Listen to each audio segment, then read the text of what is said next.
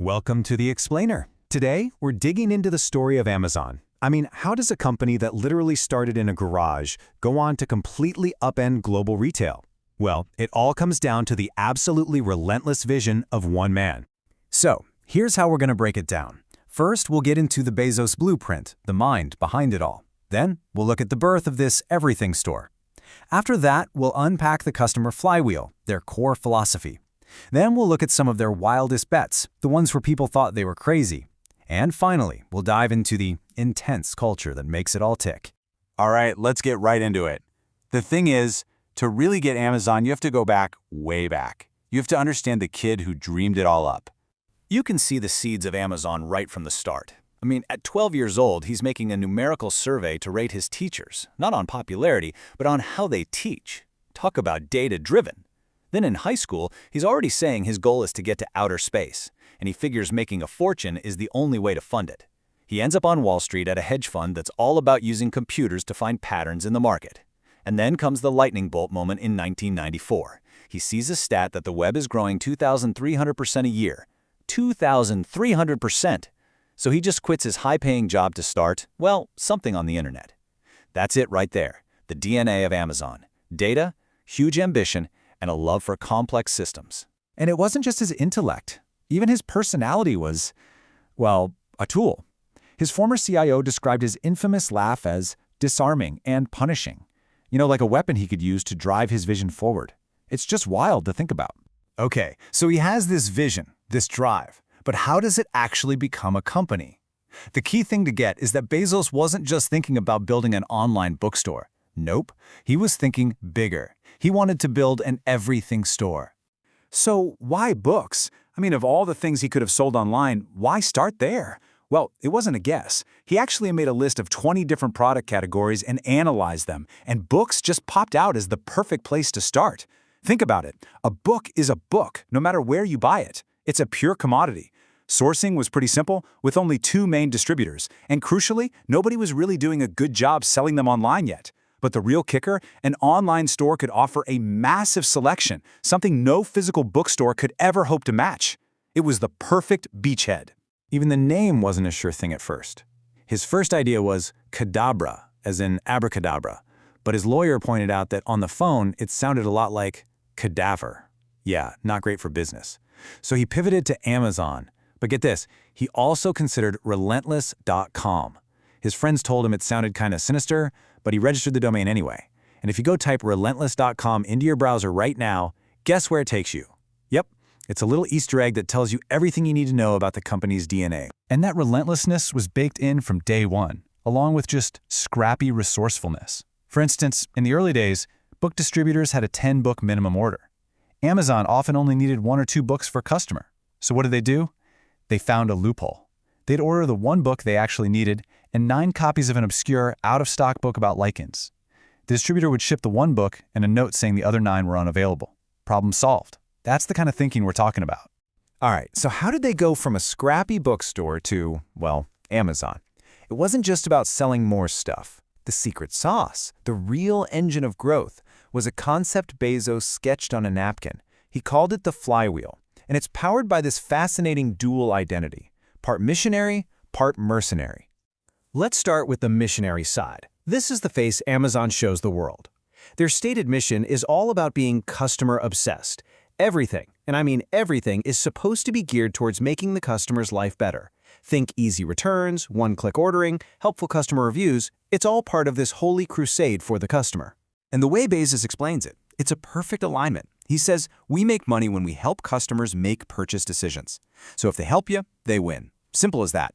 But then there's the other side, the mercenary. And there's no better example of this than the war against a company called Diapers.com.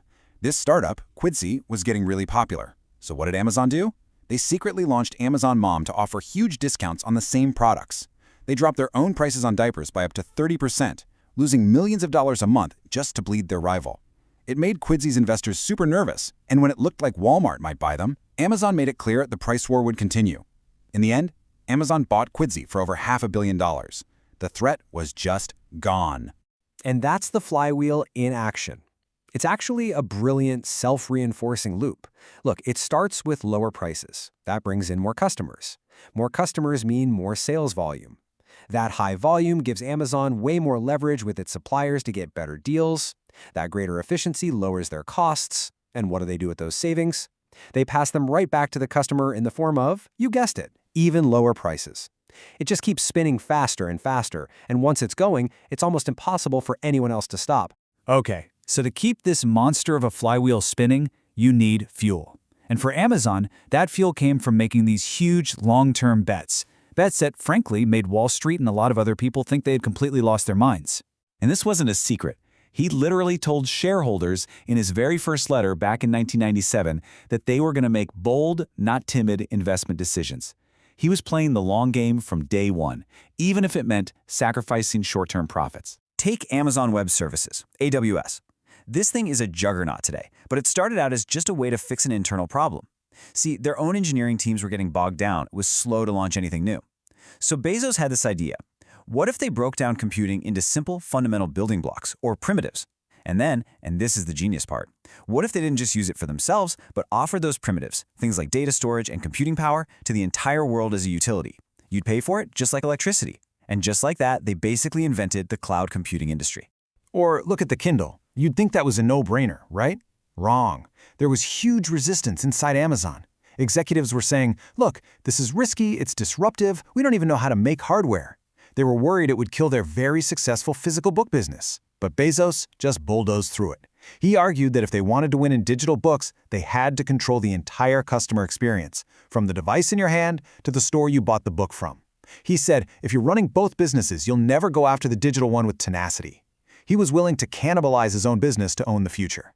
So where do these wild, world-changing bets come from? They're forged in a company culture that is, well, famously intense. And it's all intentional. In fact, you can kind of sum up the whole culture with just a single piece of punctuation. The question mark. When Bezos gets an email from a customer with a complaint, he has this habit of just forwarding it to the right executive with nothing else in the email body except for that single question mark. And for an Amazon employee, getting that email is like receiving a ticking time bomb. It means drop everything, figure out what went wrong, and have a thorough, data-backed answer ready like yesterday. It's all part of this culture of confrontation he's built. He truly believes that the best ideas, the truth, only emerge when you smash different viewpoints together, hard. This can lead to these moments employees call nutters, these really sharp, sometimes brutal outbursts when work doesn't meet his incredibly high standards, like telling a team their work was written by the B team and demanding the A team document. It's intense. And this whole demanding vibe is baked into the company's rules. They have these leadership principles that everyone lives by. There's the bar raiser program, where a specially trained interviewer is in every hiring loop and has the power to veto any candidate, even if the hiring manager wants them. The goal is to make sure the talent bar is always going up. Then there's the famous no PowerPoint rule. If you're going to present an idea, you have to write a 6-page narrative, a full essay, to force you to actually think deeply. Teams are kept small enough to be fed by 2 pizzas to keep them fast and autonomous. And then there's frugality. From the beginning, using cheap doors as desks to making employees pay for their own parking. The idea is to only spend money on things that customers will actually notice and value. It's all designed to make the entire company a focused, innovative machine. So this all brings us back to that central question. What is Amazon really? Is it a missionary, like Bezos says, on a holy quest to build a better world for its customers? Or is it a cold, calculating mercenary, just hellbent on total domination, as its competitors would tell you? Which one is it? You know, maybe that's the wrong question. Maybe the real answer is that it's both, and that's the key to its power. Maybe its missionary-like obsession with the customer is the very thing that fuels its mercenary-like tactics against everyone else. And it's that powerful, almost contradictory combination that truly built the everything store.